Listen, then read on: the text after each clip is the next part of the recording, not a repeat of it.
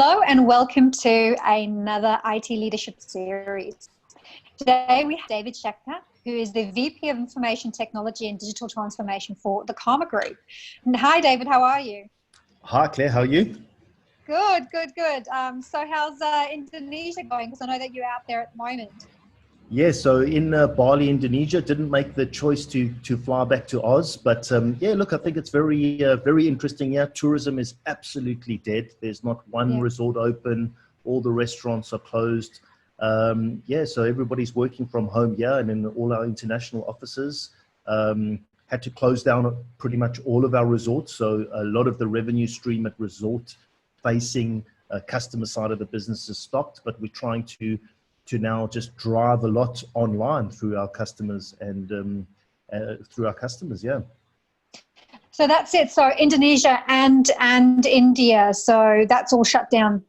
Yeah, so we got resorts in Australia, Indonesia, Vietnam, Thailand, India, and a few capital cities in Europe. But pretty much as a result of the flights into those destinations, it's pretty much dried up our inbound tourism. There were a few guests that were stranded in our India resorts, so we're looking after them. But yeah, I suppose we're completely dependent on the ability to fly into those destinations. So if the airlines aren't flying and if there's no visa into those countries, we're pretty much are hemorrhaging there, yeah. So when this all kicked off, so when, COVID-19, when everyone started to go, okay, we've got to go into lockdown, this is what we've got to do. What were the first couple of steps you had to take as, an IT leader of a global business to get into a position where you still have, at the moment, you've still got people working, you've still got a couple of things that you guys are doing, which we'll talk about in a minute. What were the first couple of things that you had to do to get the business to a shutdown situation? I don't think that we were extremely BCPD mature just prior to it happening, but me having been through it myself personally, I just sort of dived into it with our with our business as far as just trying to get them to think about what they would need to do if they were working from a work-in-home environment, and then help them with the systems that we had in place as to how they could still access data, access systems, do the job.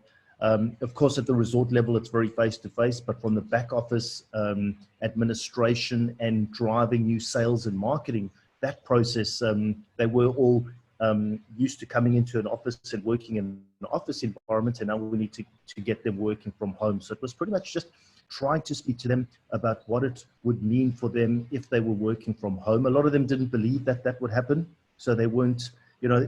When you ask them, how did you do this? How did you do that? It was still walk over to that machine and do this. Say, no, well, that office is not going to be there. They didn't believe that. They didn't believe that in India, and then India got locked down. So that was quite a big shock. But yeah, just sort of putting together a bit of a BCP plan as far as how these guys could at least do their jobs remotely, and then work out any gaps and try and focus on those gaps. The business that moved, once it kicked in, the business made a fairly quick decision to furlong many of the staff. So we had to try and definitely at resort level, from a back office administration level, we still have quite a few of those staff still working. And then, just get them into quick routines on how we can work virtually and remotely, etc. So yeah, it was just working with the business, asking them, prompting them what they think they needed to work from home. Mm-hmm. So in terms of the regions, especially with, the Asian market, because I know I've got a team over in Asia as well. Did you find there was a challenge with, getting people to work remote, not from a willingness to, but from a technical perspective in terms of ensuring that, where they were going home to in terms of whatever region that was, they had internet access and, they had, laptops and PCs and obviously there's quite basic stuff from an IT perspective, but from a business perspective, that was our first kind of questions, is that we need you to work remote. What have we got? Like, do we have access to internet, and is it possible? Like, how was that, how was that sort of set up for you guys? Was it quite easy? No, that was quite a process, is working through my technology team, how they could support the business from home, and then two, how the business could get to home and work from home. And especially in the regions that we work in, the primary regions where the back office is set up in either Bali or India, when those staff left the offices, we found that they had very poor internet access in their home areas. And then the heavy reliance on mobile phone technology and internet just resulted in poor performance of those mobile phone technologies in those areas, especially in India.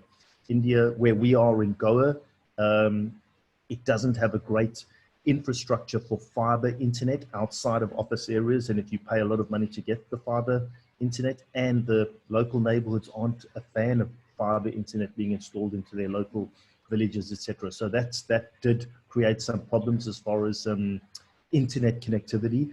And then we just had to try and scramble together as many notebooks, Chromebooks, just basic devices, mobile devices that could get the staff working from home. But it was quite a process, heavily reliant on the mobile phone networks at the moment for connectivity. Yeah. Okay, good. So, once you've got everyone working remote, from a security side and a kind of, I suppose, keeping people working, what have you done to change it? Because I don't know, not having a team, having worked remote before, what was the security like prior to what needed to change? Yeah, so we use Google G Suite for a lot of our data management, email management, and we were only in the process of locking that down towards the end of last year as to what IP address, computer, staff members could access the data remotely or not. So we were lucky that we begun that initiative, but I did take additional steps. Staff that were furlonged, we've sort of kept their company email address open so they can receive notifications from HR and business updates, but we've cut all their access to data. And I mean, in our business, there's not many trade secrets. At the moment, all the reports are showing $0 as far as who's staying at the resort and spending money. But but there's a lot of customer data, and in today's, we've got to protect the customer's data. So we've got millions and millions of records of customer data, and that's what I need to protect. So I did make decisions to quite stringently cut access to that data, all our CRM systems remotely, any phone dialer systems that have customer data, property management systems at resorts that are all software as a service. So try and cut that down so that we could at least protect some of the data. Okay, good. So what do you feel that you need to be doing now in the next month or so to kind of, I suppose, overcome the next few months? I mean, this is always an if scenario, but if this is to continue for, say, for instance, another 2-3 months, what do you need to do, as a head of IT in a business, to kind of overcome challenges over those next few months? Well, I think the business is adapting very quickly. They're trying to move very fast to video conferencing with new clients. We are putting together digital programs to try and just keep top of mind of our customers so that when they can travel again, we're at the top of mind of their travel choices. I'm trying to keep my IT team engaged with online learning. There's so much sort of free online knowledge and information courses available right now, getting them to either technologies that I feel are in our roadmap, getting them to do those online courses, understand them, keeping them engaged with that. Then, as I said, adapt to what the business is asking us to do. At the other time, in a way, this little bit of not downtime, but forced efficiencies, because we're doing a little bit less, but with a lot less staff, is forcing us into a huge digital efficiency project, which I'm enjoying because, normally when we have the luxury of too many admin staff in areas where we work, the paper gets shuffled around 5 or 6 times when it could have just been a press of the button. So there's a lot of opportunities for efficiencies that I'm finding we're working on. So hopefully we come out of this and we are a little bit more efficient, I'm hoping. So trying to introduce efficiency projects, and if our chairman allocates some funds towards those efficiency projects, then I think my job will be to convince him that spending money now is going to save us longer term administration costs. Hopefully we can get a benefit out of that. So that's something I'm focused on right now as well. Yeah, I think it's an interesting, it's kind of a catch-22 at the moment, is that you finally have the opportunity to, like you say, you know, transform a business into a fully digital or automated sort of business, or some functions, but then the budget's not there.